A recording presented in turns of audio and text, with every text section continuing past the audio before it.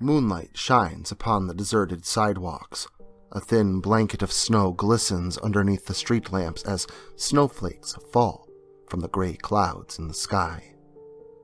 The small neighborhood is eerily silent, however. There's someone lurking within the shadows. Footprints are the only thing that the figure leaves behind. Christmas Eve. The special night itself being traditional for many decades, families gathering around the fireplaces to watch those special movies and genuinely enjoy the company of one another. There are festive decorations strung up on each house in the neighborhood that glimmer against the beautiful white snow.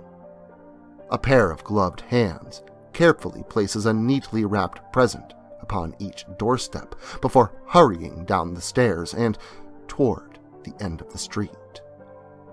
The figure watches as the porch lights turn on, front doors are opened, and the presents are brought into the house by either parents or children.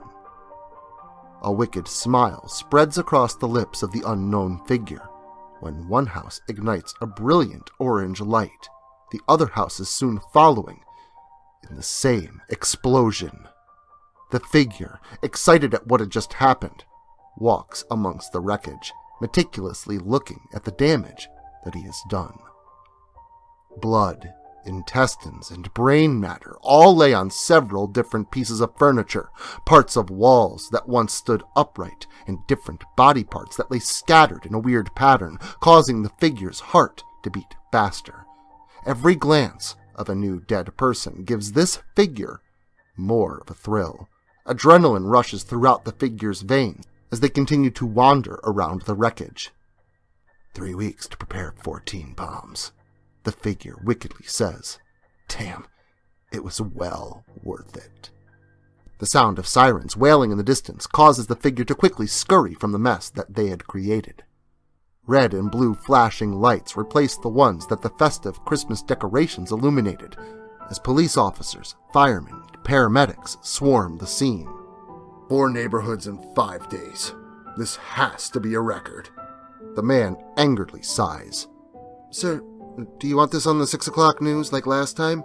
A woman politely inquires. Deputy Charming, please make sure this doesn't enter the hands of the press. It's bad enough that we have a serial killer on the loose. I don't need the townsfolk to know that we have a serial arsonist, too. As you wish, Sheriff. The deputy nods. Deputy Channing, please make sure this doesn't enter the hands of the press. It's bad enough that we have a serial killer on the loose. I don't need the townsfolk to know that we have a serial arsonist, too. As you wish, Sheriff. The deputy nods. Deputy Channing quickly hurries around the scene, directing people on what to do when the news vans show up. She raises her head to see an extremely familiar face in the crowd, one that they had been investigating for the past 3 weeks. Sheriff Collins hurries over to the crowd of nearby neighbors and news crews. He strictly tells them that there's nothing here to see and to move away from the active crime scene, yet he's unsuccessful. However, he sees a familiar face within the crowd and makes a mental note to further investigate when he arrives back at the police station. The town of Snow Creek had suffered a serial killer over 35 years ago.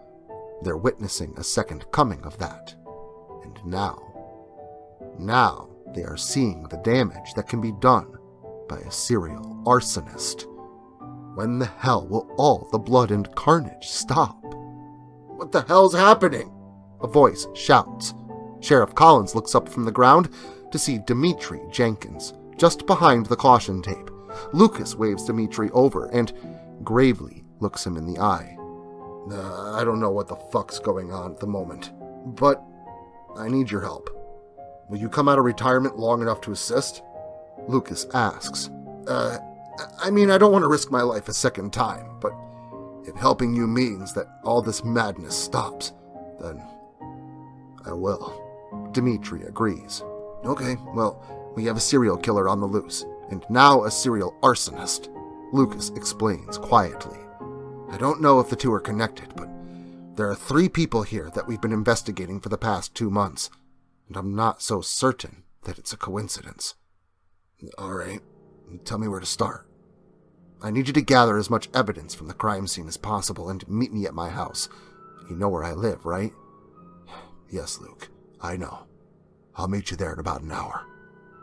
Sheriff Collins departs from the crime scene rather quickly, catching the attention of young Damien Turner. Damien quietly follows the sheriff from the scene to the police station and then to his house, where he sits outside and waits for the arrival of former police deputy Dimitri Jenkins.